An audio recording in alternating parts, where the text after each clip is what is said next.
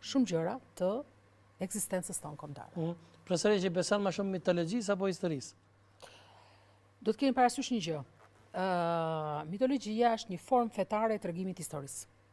Pra, edhe po të marrim Biblën, Kuranin, ka element historik brenda. Që këtyre u duken mitologjik, por që nuk janë mitologjik, sepse nga ana historike ato janë të vërtetuara që kanë ndodhur realisht. Kështu që në një farë mënyrë mitologjia merr elementin historik dhe interpreton në formë fetare. Por, nëse unë do të marr mitin dhe historinë, ngjarja është e njëjtë, vetëm se këtu tregohet nga ana fetare dhe këtu tregohet nga ana, marrim për shembull vetëm mitin, marrim për shembull një tek Herodoti. Gjen legjendën e rrëmbimit për shembull të vajzës së mbretit Pellaz këtë Argos në Peloponez, jo, e cila tregohet në tre mënyra. Tregohet nga burimet perse, tregohet nga burimet e Kartagjenës dhe tregohet nga mitologjia. Nga mitologjia e mori Zeusi. Ndërsa nga burimet perse dhe që e tregon Herodoti nga ana historike, kjo s'është e vërtet. Nuk e ka marrë Zeusi. Ai ora dashuri me një kapiten, Tanijes, mbeti shtatzan me të që lindi një djalë dhe ato që janë dhe që është pikërisht nga kjo dinastia Pellazëve rritin dhe shumë mbretër në Egjipt, në Kadmi e të tjerë mbretër, dhe prandaj ka rëndësi dhe Herodoti e tregon këtë sipas tregimeve të fenikasve, vajza ran dashuri vet. Sipas tregimeve të persëve, vajzën e rrëmbeu mbreti ai si thua guvernatori Anijes, që ishte nga Fenikia.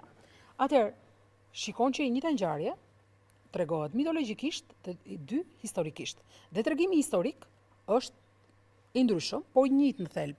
Atëherë, unë si historian vras mendje dhe them, okay, atëherë vajza duhet këtë rënd dashuri me të dhe ka ik vetë për mua, varianti. Kështu pra kështu shifet historia. Dhe një gjë tjetër, nëse unë shoh këtë tregim historik apo mitik, unë shoh dhe burim arkeologjik dhe shoh burim historik tjetër që a qëndron kjo? Pra me një vërtetim, pra në histori, pra ne duhet të jesh historian dhe jo çdo kush mund ta bëjë rolin e historianit, sepse tu sot dalin lloj-lloj që s'marrin vesh as nga burimi historik dhe as nga historia dhe nuk din të ndajnë burimin mitik nga historik dhe nuk e kuptojnë që edhe te miti ka histori.